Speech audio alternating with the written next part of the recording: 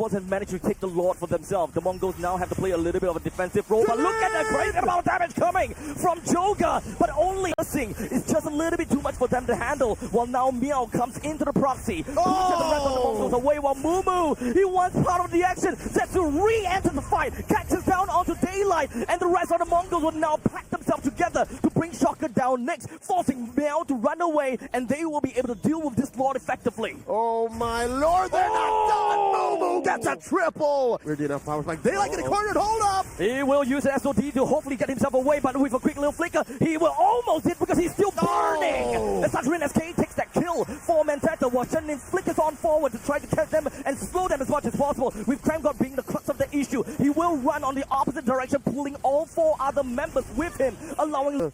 I don't know, forward. Oh, wait, Joga! Joga! He's a bruiser. He's slightly tanky, but he's still gotta really watch out for the amount of damage that the rest of members from the Mongols could bring out. But in the meantime, the top lane T3 will go down with the Lord and Mumu in tow. Legion Esports now have to deal with this Lord that's marching in, escorted by 5 other members of the Mongols. I think it's mission accomplished already for the Mongols. They take out top lane inhibitor. Up next is going to be in mid. Oh, Joga! Stunned down to the ground and sets crash right in with the Boxer Shield Unity. All 4 other members from the side of Legion Esports, they don't have a lot of HP to work with Daylight as well as Shocker wanting to stagger themselves in and out. While Meow, he will at least have that ice crown, and he's going to be fine for now. He goes himself right back into the fountain, while Daylight hoping that he will be able to do enough damage and heal enough from his half claws. But Makey goes on forward when he comes onto the flicker, and he will be aggressive, getting himself a double at the sacrifice of his own life. Makey overshot.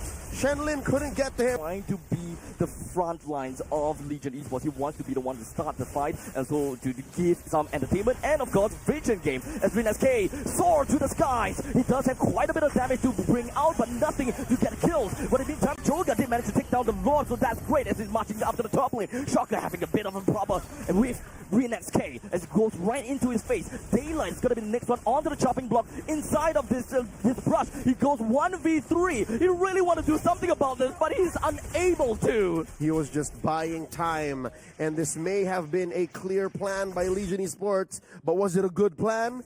I'd reckon no, because they lost so much on the way towards this stolen Lord. 4 members out, just Joga left to defend. And the Mongols didn't even lose a single person. What is that damage? And Joga goes down to an unstoppable spree of Rin SK. The Mongols takes...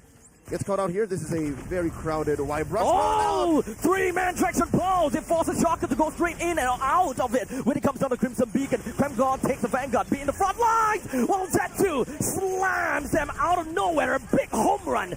Legion Esports are down on economy. Save for Joga, maybe a lot of them are starving. Now in comes the rest of the Mongols. And Zetsu is just going to be the one that's just hoping that he will be able to hold the ground pretty well, while Rin SK dealt quite a bit of damage over to the side of Daylight and Shocker. Makey! But Makey, right in the face of Meow, this guy can't tank for nuts anymore because 4-man congregates right over to Meow. He went a little bit too far, but perhaps Legion Esports, they realized, okay, without Meow... Rock seeing that wave, cutting it from behind the tier 2 so he can get that chubby wave to take care of the turret. Oh, Traction pulse into the Brazos Raft, allowing Mumu to pick up the final. Get why the Mongols are putting pressure here after that. Is because they want to push it in. Oh no, Rin SK! But the guiding wind pulls Rin SK away. Joga looking for the opportunity, and he will be able to clip him with the Dawn Rose. With Kremgod taking the last hit, but unfortunately Traction Pulse pulls Kremgod a little bit backwards. As such, he's going to be the tank for Shocker. He's fine the turret down to the bottom as long as they escort the Lord with that charge. So it's still something, right? But in the meantime, down the bottom, they call up Daylight.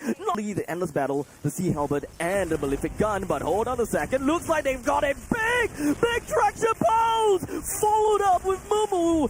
They managed to catch 2, but killed 1. That's a big one for Shocker. As now the Lord is going to be marching down to the bottom lane, while Meow is hoping that he will be able to do something over to the side of Makers on Rin SK. But Joga finds himself taken down. The Lord is just going to be pummeling down over the crystal. The Mongols look